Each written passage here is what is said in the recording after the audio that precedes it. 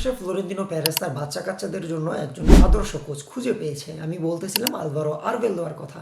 এবং last ম্যাচটাতে Real Madrid second ডিভিশনে থাকা একটা রেলিগেশন জোনের টিমের সাথে হেরে গিয়েছে 3-2। এবং অ্যাজ ইউজুয়াল কোচ কি করেছে, কোচ তাদের প্লেয়ারদেরকে প্রোটেক্ট করেছে এবং বলেছে এই ম্যাচটা রিয়াল মাদ্রিদ খুব ভালো খেলেছে এবং এই ম্যাচটা হারার কারণ হচ্ছে আমি। এবং আমি সেই ভিনিসিয়াস জুনিয়রকে খুঁজে পেয়েছি যে ভিনিসিয়াস জুনিয়রকে সবাই চায়। আপনার কি মনে হয় আমরা কোন ভিনিসিয়াস জুনিয়রকে চাই? এই ম্যাচে ভিনিসিয়াস জুনিয়র কি খেলেছে? কোনো গোল পেয়েছে, কোনো অ্যাসিস্ট পেয়েছে, কোনো বিগ চান্স ক্রিয়েট করতে পেরেছে বেশি? না, পারেনি। তাহলে ওই ভিনিসিয়াস জুনিয়রকে আমরা কেন চাবো?